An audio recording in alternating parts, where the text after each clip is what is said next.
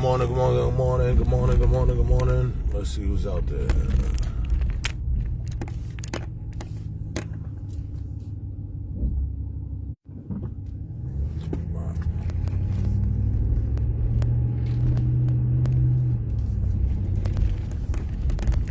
Peace, I can't, oh man, my eyes. Jamal Warner, peace, what's good, my guy? We're gonna wait for some people to get in line, but you might want to stay tuned for this one. Alright? You might want to stay tuned. Why did I continue to go straight here?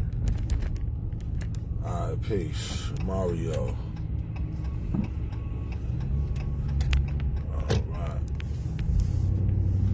Alright, let's see who else is on here. My eyes are so bad. Peace. Good morning, everybody. Good morning, good morning, good morning. And for some reason, it's not telling me. It normally shows a little thing. It shows me a number of folks who's online. It's not showing me that for whatever reason. But all right, so I'm gonna just get on with it. So, as some of you or many of you may know, there is a healing tour proposed throughout the city that deals with grief, trauma, and healing. And it's very interesting to me because, you know, I talk a lot about, you know, leadership in this community and all this type of thing. I want to lay down some general concepts, and I don't want anybody to be, you know, offended or whatever, and just try to absorb, you know, what I'm saying. It's real basic. It's no animosity or anything like that. It's just, this is like super basic to me. Okay, so one, we have a thing about grief, trauma, and healing clearly directed at the black community, right? Now, this is, they just did the one at Roxbury last night. They doing one in Dorchester. They doing in Mattapan. The upcoming ones, Dorchester, Mattapan. Okay. Why is it, in my view, that when things pertain to the black community, why is it like, I'm going to use the term play pimping? Why do they be play pimping with our stuff? So we're having a session, a rolling tour about grief, trauma, and healing. First of all, moderated by James Hills. Many of you may know James Hills from Java with Jimmy. I have my own personal assessment. I'm not trying to, you know, go in on people or whatever, you know, whatever. But what I do want to bring up here that is relevant to this point is he's leading this healing tour. What is he, a counselor? Is he a counselor? A therapist? Psychologist? Psychiatrist? Does he know CPR? And many of y'all might have heard me apply the same thing to other people, because I want y'all to think about your loved ones. Some of you have children. Think about the child in your life, whether you have a little son or a little daughter, right? And that child is going through some super mental stuff, whatever. It's depression, it's anxiety, it's whatever. Maybe they've had suicidal iterations or whatever. What are you supposed to send them to James Hills? I mean, I just want y'all to think about that. So a lot of times, while on the one hand, people are talking about mental illness and health and mental health and grief and trauma in the community, like we take it seriously. But then when it comes time to handle it, we somehow appoint or deputize, empower people who are facilitating it, who are not experts in the field. If I have a kid, what I'm going to send them to, you know, somebody who's like not a psychologist? I mean, yo, it frustrates me a lot, really. I went through this same situation when and like, I don't be saying names as much or whatever, but like, I have to really get into a name thing so that people can pinpoint this stuff. But, you know, when I went through the whole situation with Monica and the whole thing, you know, I'm being called a liar and a hater and, you know, meanwhile, I'm trying to warn the community about this person that is, you know, not conducting themselves in an optimal fashion. Okay? But meanwhile, of course, I'm the hater and and now I get threats against me. Actual live threats. Some threats was I was supposed to get beat up. Other threats, I'm going to get shot. Other threats, I'm going to get killed. Okay.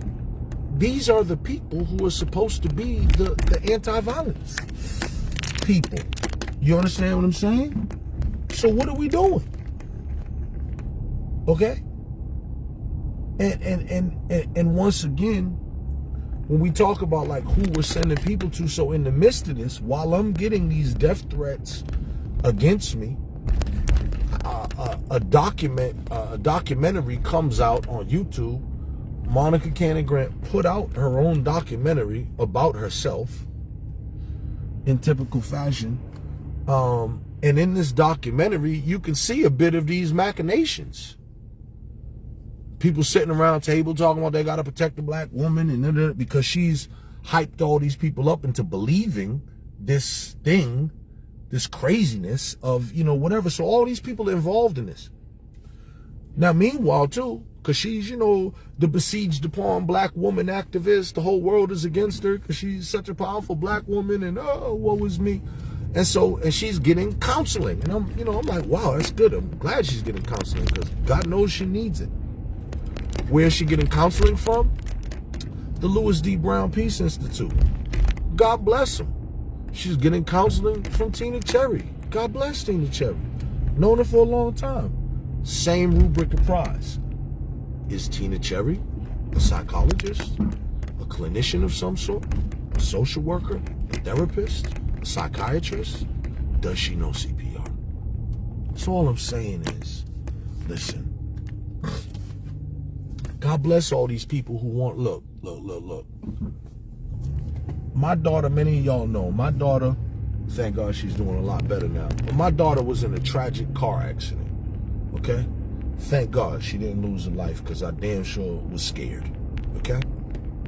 So now all of a sudden, what if I now purport to be in the community, the car accident guru? Any problems with car accidents, you just come to me because I know all about it. Now, I don't have any skill set in you know, crash scene reenhancement, reenactment, pardon me. I don't have any, you know, medical experience or anything, but all of a sudden now, because I went through a traumatic experience, I'm now going to be the guru, and everybody in the community who goes through the same situation that I went through, or a similar situation I went through, car accidents, I'm going to be your guy. Without any, whatever. I've given this example before. Let me give another one. Many of y'all may know I went to Mario Umana Harbor School of Science and Technology. Okay? And in that, we took electronics. Well, and another thing, we took aviation. We took an aviation class, right?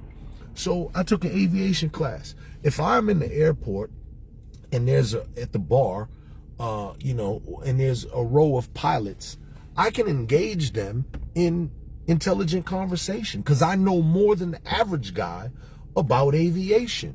I know about drag, I know about lift, I know about glide ratio and all these type of things, enough to have some witty banter at the bar. But if we on that plane, right, and one of them pilots knock out, right, I guess if nobody else is available, I'll damn sure give it a try before we all die. But if there's somebody else who's an actual pilot, and I don't care if you've flown a little Cessna back and forth to Martha's Vineyard, you are better qualified than me. Okay? So all I'm saying is that we have people in place right now who are dealing with serious issues who, in my belief, my personal opinion, my estimation, which is also based on fact and research, by the way, so my opinions ain't just opinions, that we are giving some of the most sacred and serious dilemmas into the hands of non-professionals. Why are we doing that? It's based on emotionalism. So all of a sudden, let me go back. Let me go back to James Hills, for instance. So a guy like James Hills. So now he has a podcast.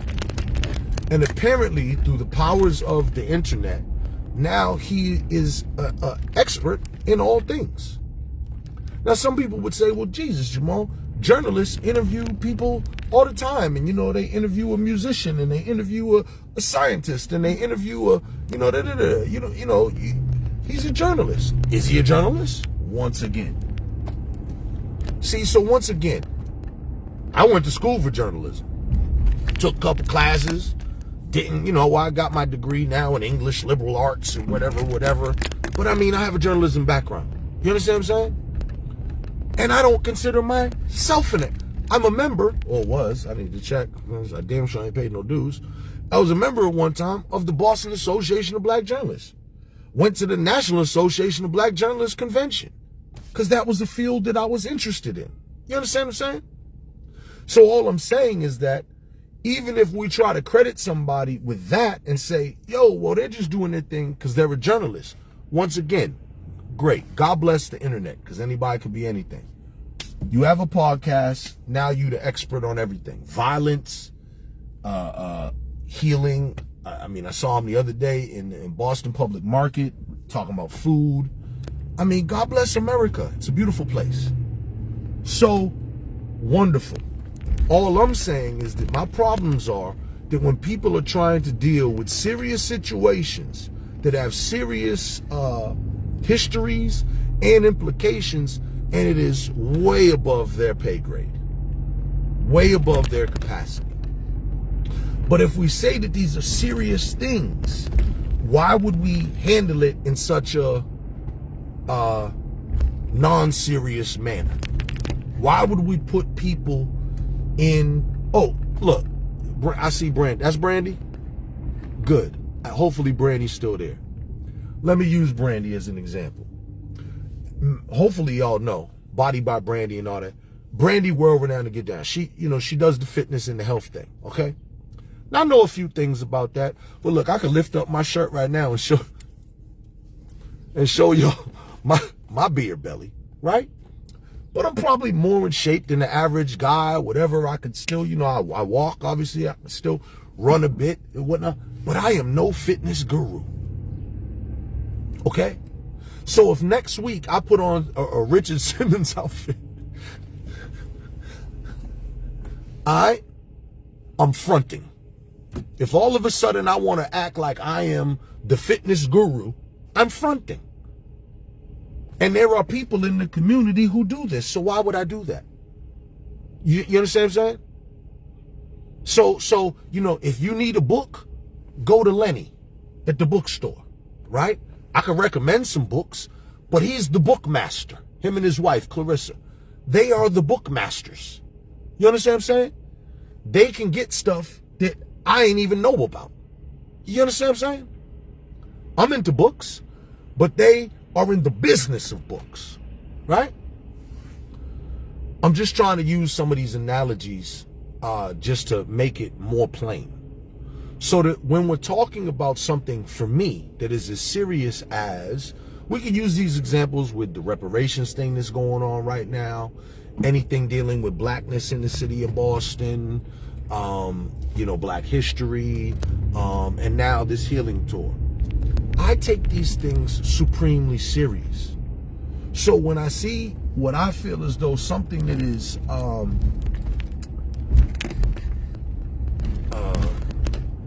not giving the best effort, that's concerning to me. That's problematic to me, right? Because I know, like, healing grief and trauma. You can't say three more real things. Is there grief out there? For sure. Is there trauma out there? For sure. Do we need healing? For sure. Is this the vehicle and is this the team that's going to win us the championship? That's the part that I have problems with.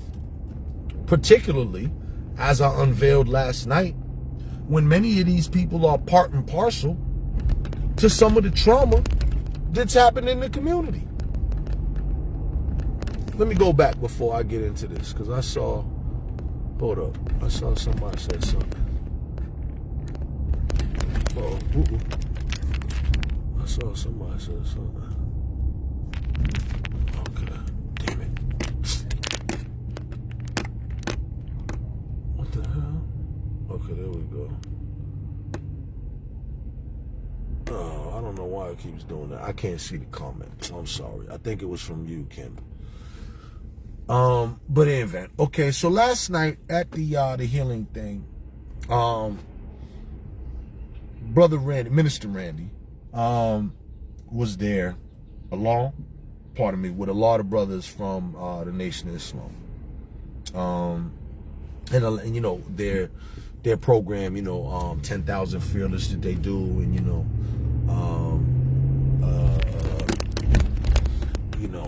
your smoke hotline and all these type of things. Boom. So they was on deck. Then there was a lot of city people there in general. Not a whole bunch of just random community folk that I noticed. A lot of workers, a lot of people who deal with, you know, certain, you know, trauma, whether it's from, you know, the city trauma responders, or it's like one of the local non-profits or something like that. You understand what I'm saying? Man, that dude was riding me. Man, I hate when people be tailgating like that. Gee whizzers. But all right, so yeah. Okay, pardon me, I'm just pulling up. All right, so yeah.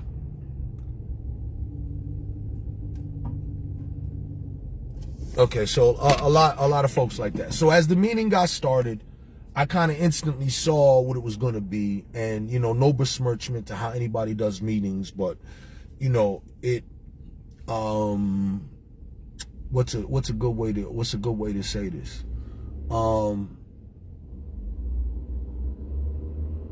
Okay, like let me just say it was I'm gonna say it was super basic. It was introductory level. So for instance, you know, it definitely was not a place, like if you are a person who is in active grief or trauma, I don't know that was the place for you to go to get, you know, like, that's like going to the emergency room because it says emergency on the thing, but you go into the emergency room, but they're not really prepared for an emergency, if that makes sense to what I'm saying. Like, oh no, we're just a clinic. Oh no, we can schedule you, but no, you're not, we can't handle that. Ooh, dude, please don't bleed on our floor. That type of thing. All right. So I just hope y'all are getting what I'm laying down here. And no fault to them, because you know, nothing beats a fail but a try. So God bless them. They tried. Grief and trauma. Now, I'm not in active quote unquote trauma. I've been diagnosed with PTSD. Many of y'all know I've been shot before. You know, my life, my vida loca, growing up in Boston, black man, Humboldt Avenue, you know, the whole thing. Y'all know, been to jail, all that. So when I first got counseling, you know, and the guy started talking to me, and, you know, he was trying to determine if I had PTSD. He asked me a little bit about my life. I think it was less than 5 minutes for him to, you know, make that diagnosis. Now, God bless. For me, I hope that I am moving functionally in this universe, what have you. So it doesn't affect me to the degree that it becomes a blockage or a hindrance in my life. Probably other than the fact that I really don't, you know, like and trust people so much, because I know how people be on the fraud so much. I'm in a constant state of what they call hypervigilance, and a constant state of I guess you would say mistrust. No, what's the military thing? Check and then verify. That's me. You know, I don't really take anything at face value. I gotta do a certain process of discernment. But in any event, so the healing thing. So in the meeting, one of the things that was most, I thought, interesting was, you know, once again, hosted by James Hills, who is not, to my knowledge, any level of mental health professional that, you know, would be fit to doing this. Other people had, you know, paper up on the wall and, you know, they're asking questions. I mean, I know this from, if you've been in the nonprofit world, like meetings to get facilitated and all that, you know, I'm not trying to besmirch these people, and I'm really trying to be careful. But anyway, let me just get on to my thing. So because it said grief and trauma, and because it was at 12 Baptist Church, and because I'm intimately, there's a stamp on my soul from 12 Baptist Church, right? And also too, because I know some of the players involved, like, I'm gonna come, you know, I'm gonna talk about some of my trauma, and hopefully we could talk about some healing. Now, not healing me, because I've already healed. I'm not sick. But hopefully that y'all get some healing, because you're the sick ones. You're the ones that still live with lies. You don't tell the truth. You live with an image that you're projecting that's not true. So let me just speed up the thing here. So during the whole Monica thing, as some of you may know who've been paying attention, you know, there were threats against me. Some of the people who were quote unquote, well, Monica was anti-violence herself, right? She had a whole thing called Violence in Boston. I always made the joke that she never typified with you, because it wasn't anti-violence in Boston. It was just called Violence in Boston. So who knew? Maybe she was actually making violence in Boston. We don't know. You know, certainly for me, there were multiple threats against me. Let me be specific. By my count, there were 7 threats against me. In the beginning, the threats were just like regular, you know, hood stuff, like, oh, something could happen to him, I don't know who he think he is, and blah, blah, blah, blah. And, you know, then it elevated to more serious stuff where, like, people were actually, like, I guess, trying to get me beat up or whatever. Her husband, now deceased, no jokes on that, but her husband, now deceased, you know, at one point he made a video early one morning talking about he knew where I lived, and they knew where I lived, and he was going to come teach me a lesson, blah, blah, blah, blah. Then that elevated to, from what I understand, them trying to get some other people to do something, and blah, blah, blah. And then that elevated to most recently, when after she had got arrested, and, you know, then they let her out, you know, after she appeared in court. But that very week, when she still had the building, she was in that building. Apparently there was, you know, an event one night, and at that event, she also had a little small meeting about how to handle the Jamal situation, okay? And that was, you know, involving me potentially getting shot and or killed, you know? So things like this, I take this serious. I have a family, and all this type of thing. I don't play with these type of things. So when people be like, hey, you know, why this or why that, you know, listen, when that type of stuff happens to you, you handle it the way that you think is best. When it happens to me, I'm gonna handle it the way that I think is best. And I'm always going to choose my understanding and how I move over yours any day. Because at the end of the day, while we are talking on the internet right now, I live a real life. I'm not caught up in this goofy stuff like a lot of these other people are. All right? So in any event, so now some of these people who were either part and parcel of one of those 7 threats, let's say threats 3 to 6, participatory in that era of threats. By the time threats 3 to 6 were happening, some of these peoples were, or 3 to 5, let's say 3 to 5, were involved. Then these people are in the mix. And these are people who act as if they're out there stopping the violence. They're squashing the beef. Young men should go to them for mentorship to stop the beef and all that. And these are some of the same people who's talking about they was going to beat me up, which they're not capable of, and talking about they was going to shoot me, which, or let me refrain on the shoot thing. They never told me that they were going to shoot me. Like, I want to be real specific here because I'm a fair guy. They never said, yo, we going to shoot you. That's not what happened. The talk of guns was in the air. I know that those people are legally armed and possess firearms, and it was well within the wheelhouse, right? And the talk of me getting shot was in the air. First beat up and then shot. So much so that I had to call that person and be like, yo, what is all this I'm hearing? What are we doing? Okay? So, last night, that person is Brother D. All of y'all know Brother D. Brother D, I hope you see this, whatever. Because this all stems back to, at the time, here's the defense I'm going to give him. Him and his brother, Willie Bobo. So, at the time, they thought that they were doing the right thing, right? Because Monica was telling these lies, and they thought that they were in defense of the black woman. She had, you know, got them all souped up on the hype. She's under constant death threat and blah, blah, blah. And it's me with all these white supremacists working in league, and she's under death threat. And if y'all remember, one time she had a speaking engagement and she had to hire, well, she didn't have to, she wanted to hype up the drama. I had to get armed security and da-da-da-da-da-da-da. So it's all in that sense. Also in the sense of the time too, when she was openly telling people that she was using her nonprofit to buy training to put women through the gun safety training so that all these women could get their guns. I think at one time, the number's escaping me now, but she was like, I got 30 women, their licenses, you know, because, you know, we got to be ready. And ready for what? Because at this time, she was hyping up that the light-skinned black man, that would be me,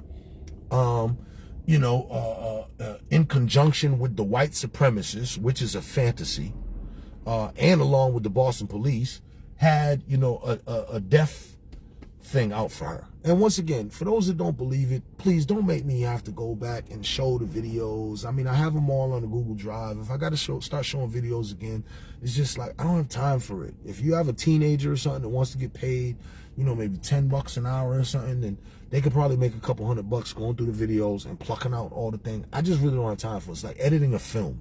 You understand what I'm saying? So if anybody's really interested in that and really has the time or whatnot, feel free, go at it. We can verify every bit of this. The times when she was suicidal, the threatening times, talk about the guns. She says, I told them, the people that she had guns. No, I didn't. She did. She made a whole video. Now, whether or not she was lying, talking about she had guns in the house or not, that's on her. But she damn sure went on a video, several videos, intimating that she had guns, multiple guns. And as I said, and had been bragging about paying for other people's weapons and so on and so forth. So it's difficult for me to now attend a healing thing that is being co-convened with people who were in on threats against my life. But we're talking about violence. Wow. And so what are you, a mentor to youth? What are you, a youth worker? And all this is coming about because at the time, once, as I said, they were under the pretense that they were protecting a black woman. So kudos for that.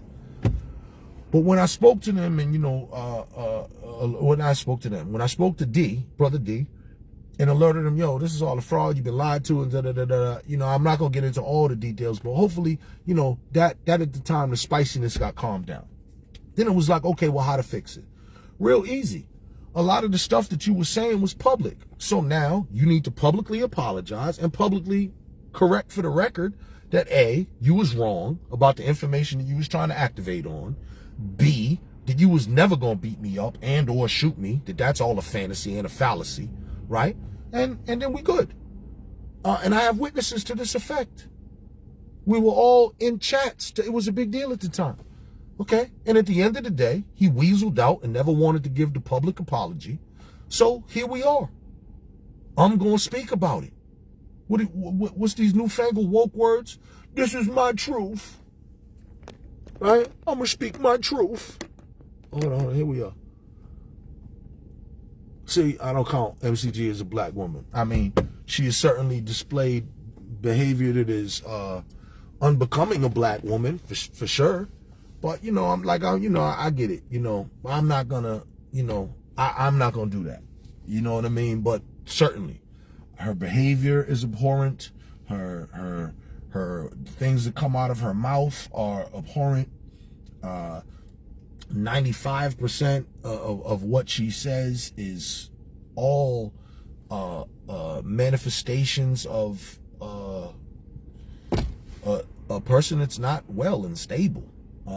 You know, and then what's really also horrible too is how many people listen to this thing, and even with the obvious contradictions. You know, I mean, I'll give you an example. The last video that she put out, you know, I called DCF on her. That's a fact. I mean, I've done multiple videos about it, and I've given the reason. I called DCF on her because well, first of all, whatever. I called DCF on her because she did a video in which, all in the same video, she intimated suicidal iterations.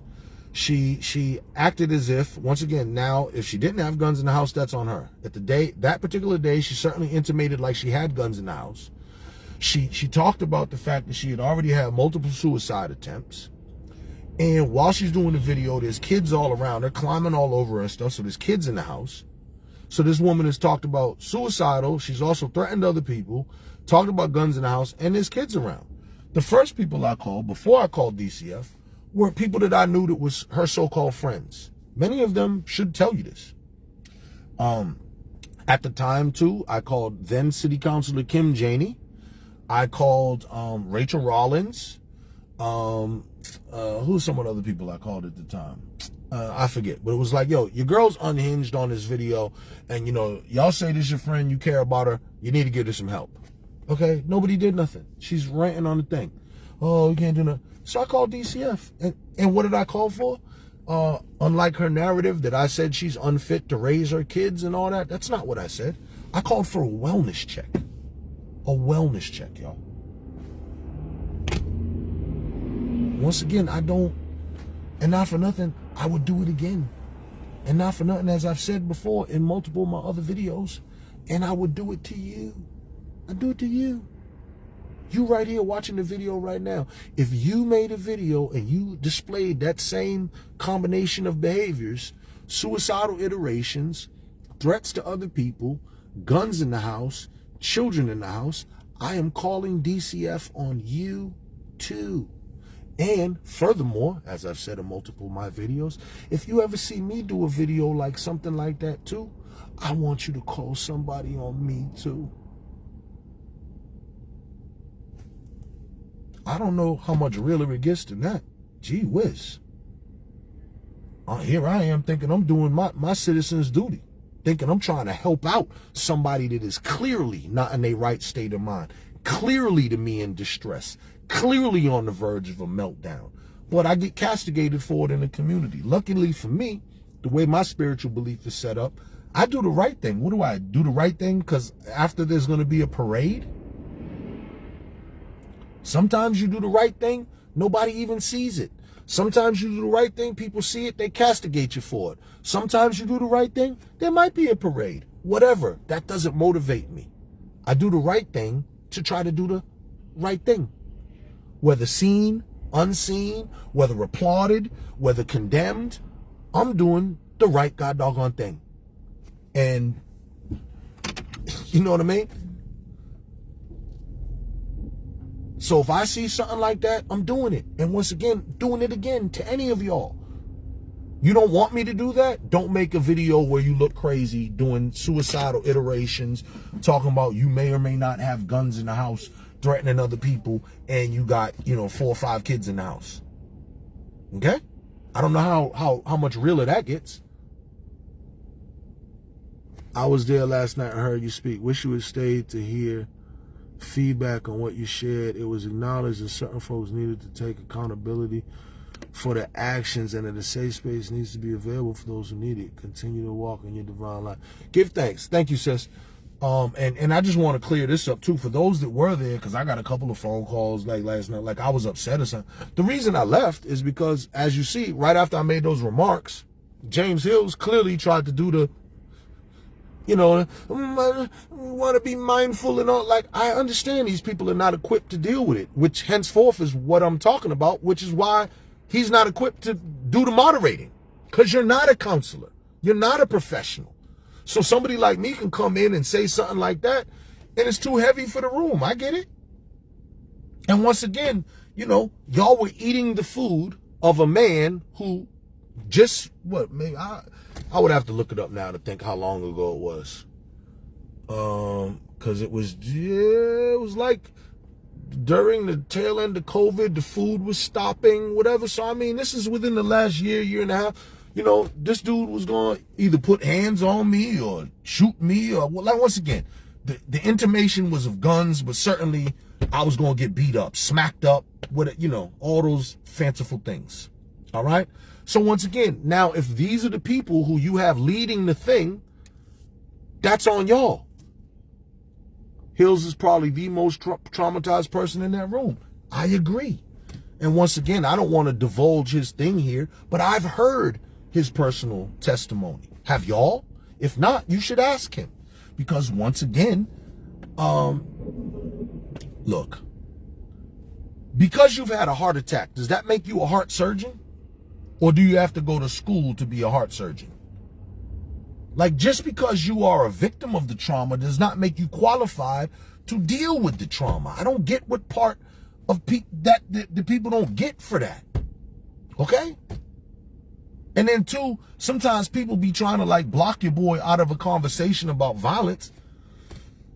How many other activists, quote unquote, out there, and there's probably several others, but once again, me and Marty Walsh used to actually kind of, you know, I won't say laugh, but had this in common.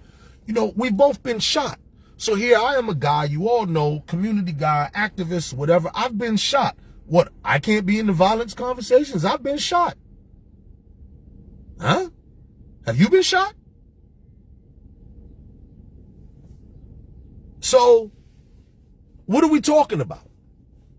And then once again, some of the people who want to be the street leaders, the street workers, the youth mediators, bruh, you got to deal with your own issue first. And it's not like I don't need an apology. Y'all got to understand this. And my brother who's on here right now is a witness. Optimus, he know. I wasn't scared at the time. I'm going to get beat up. No, I'm not. So that's not a Jamal issue. That's a them issue. For out here, like, what? I just can't even, like, what are you, rappers? You going to beat me up? No, you're not. No, you're not. In no scenario is Jamal getting beat up. Well, at least not by you. Or you or that camp. Okay? So what I'm saying is, my thing is not about, oh, Jamal, you know, as somebody said, like, I hope you get healing. I'm not the one that needed a healing. I've been dealt with this. I'm 52 years old. You understand what I'm saying? I've been dealt with the stuff that happened to me as a kid, and I've been dealt with the adult stuff. I'm not the one that needs healing. They need healing. I'm not sick. They're sick.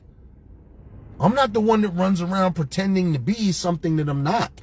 I'm not the one that runs around trying to keep up an image, and then, you know, behind the scenes, I'm, you know, player, gangster, gangster. Huh? That's not what it is. I'm just a grown man. So I know ain't nobody smacking me and none of that. Like, that's not what's happening. You know what I mean? I know how to defend myself. So, but I'm not out here talking rah-rah. I don't do that. Who does that? You understand what I'm saying? So now the other part of it, and then I got to go because I got to walk into this appointment. The other part of it is the fact that it was a 12th Baptist church. And here's another misconception. Maybe people didn't hear me when I said it. 12th Baptist Church is the place where I know the man who was a big prominent church guy. His name was Raymond Nobles, who attempted to molest me. Let me be clear. Let me say that again for folks who have a comprehension problem. Attempted to molest me. Thank you for your concern. I did not get molested. Thank God. Not like it, you know, couldn't happen to me or whatever. It just did not happen to me. Okay? Here's why it did not happen to me. Because I knew him from the church. I was already out of the church. I was already selling drugs. I already had a gun, a couple of them. Already had knives, all this 007s, if y'all remember. Bing, bang, boom. So this guy knew I and a lot of young men at that time were looking for jobs. He had hit me up. He had already been buying reefer from me for a grip. He hit me up and it's like, yo, Jamal, I know you been looking for a job. I got a catering company. I'm about to do this thing. Yo, you want work? Yo, come over on my crib. Let's talk about it and bring some reefer. Y'all see? Went over to man's crib, brought, probably 8 or 9 dime bags of reefer. We get to smoking. Before you know, we smoked all this out. Y'all know about ools. He starts busting out some shit. I got little shit. We start smoking oolies. Oolie. Hours go by. Okay? Then he starts interjecting some little weird conversation. I'll spare you the entire story. I've told it before. I'll probably go tell it again just to get it in one little nugget for those. But as I'm sitting there, I'm just like, oh, really? Do tell. Oh, so when you get high, you like to do what? And not for nothing, just like now, it's just, look, my finger broke. But just like now, it's like, oh yeah, really, do tell. Yeah, that sounds real interesting. Oh yeah, you like to do what to young men? Oh, that's deep. So once again, I was never scared. I had the doinker on me. I made it quite clear that if you move towards me, thou shalt get doinked. So, I don't know. Once again, he tried it when I was 17, not when I was 7. You know what I mean? When I've been a helpless little boy. 17, I was robbing dudes his age. Please. So, I wasn't in that mindset.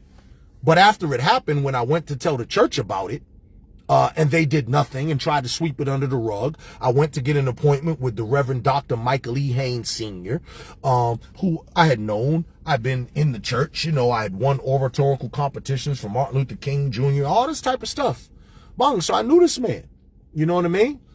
I go in for the appointment with him, which was already scheduled. I don't get him. I get Craig McMullen. Many of y'all may know Craig McMullen. I get Craig McMullen. I told this story before. And basically, they sweep it under the rug. Craig, one of the things Craig told me is, oh, Jamal, you didn't know that Raymond was like that? That's what got me mad, because I'm like, yo, it's not up to me to know that. I don't care about that because I was able to protect myself. But this dude was a camp counselor. This dude was the chef for Camp Adventure. This dude was in the choir. All of this type of stuff in your church, and they never did nothing. Okay, great. Make the story speeded up. So I told the church did nothing. When I left Craig, I was like, okay, Craig, y'all don't want to handle it? I know how to handle it. So when I see him in the streets, it's on, okay? Back then, like most kids my age, we had the little deuce or the little 2.5 with the little pearl handle. Y'all remember them, right? Yeah, so I was just like, okay, so next time I see Raymond, I'm going to bust a cap in him. Y'all remember the terminology, busting a cap? Remember that? Yeah. So I see him, I'm going to bust a cap in him. So about 2 weeks go, maybe 2-3 weeks goes by. My mother was a deaconess. Then the word broke. This is the beginning of AIDS. The word broke. Raymond has AIDS. So now I'm like, yo, not only did this dude try to molest me, this dude tried to kill me. So now I'm really on one. I'm like, oh, wait till I see this guy. I'm going to kill this guy. Okay, blah, blah, blah. Didn't see him for several years. I left, went to Atlanta. I come back to Boston in 1997. When I get back to Boston, I'm looking for a job. I got a pregnant woman, all this. I'm looking for a job. I'm going on, job interviews. Where am I? Back Bay Station. The Dunkin' Donuts down Back Bay Station. And I see this dude, and he says, hey, Jamal. And it's Raymond Nobles. And I had just got the extra large, not the extra large, the jumbo of Dunkin' Donuts coffee. And I'm in my little shirt, my little tie, going to my little square little job interview, and he's there dressed as usual. If anybody knows Raymond, he was always a dresser. And he said, hey, Jamal. And I was like, hey, Jamal. Spladoosh. And I put my whole big jumbo Dunkin' Donut coffee on his face and all on his clothes. All right. And he's really lucky we were in Back Bay, because if that happened down Dudley, he would have really got the business. But it was Back Bay, so I just doused him and stepped off. But that was 1997. That was, 10 years later after it happened? I mean, look, if I saw him walking down the street right now, he probably going to get it right now. Okay? So anyway, 12th Baptist Church. So it's funny that we have this thing where we having a healing tour, not only conducted by people who are part of, in my view, the problem in this community and some of the hypocrisy and the contradiction and the fraudulence in this community, but also the fact that it's at a place like 12th Baptist Church, which is one of the many churches who has a decades-long history of sexual abuse that they just refuse to deal with. All right? I've had conversations with the past administration, the current administration, and they're just unwilling to deal or admit their own past because they don't want to deal with their own, jeopardize their own prominence and prestige. These are the people who like to take pictures and do all these type of things and da-da-da-da, but they don't want to deal with the real nitty-gritty, right? And many children, men, women have gotten hurt inside of that church, and they don't want to deal with that. Much like most of the black church don't want to deal with it in general, and it's so easy to put the fingers on the Catholic Church, because they got busted, right?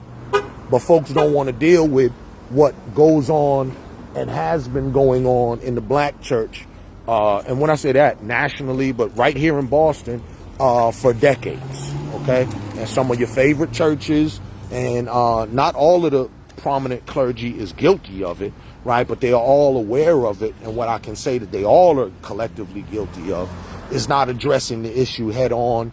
There is no form on that. Meanwhile, a lot of them, as you know, they running around the community acting as if they're the moral pillars, telling the kids, hey, you should pull your pants up, or hey, stay in school, or stay off drugs, or whatever. But meanwhile, all my life being on the street, Humboldt Ave, Atlanta, New York, nothing ever happened to me on the street close to what was attempted to happen to me in the church, and the stories that I've heard out of the church from many people with it. So once again, as a black community, folks talk about having unity and all that. Yeah, I'm down for unity, but not unity without truth and accountability. How I'm supposed to unify with people that is in many ways corrupt, okay? So once we can get to that, because see, I really believe in the God, okay? All right, let me get out of here and go to this appointment. I'll holler back. Peace. But this really is weighing heavy on my heart. Y'all be good. Peace.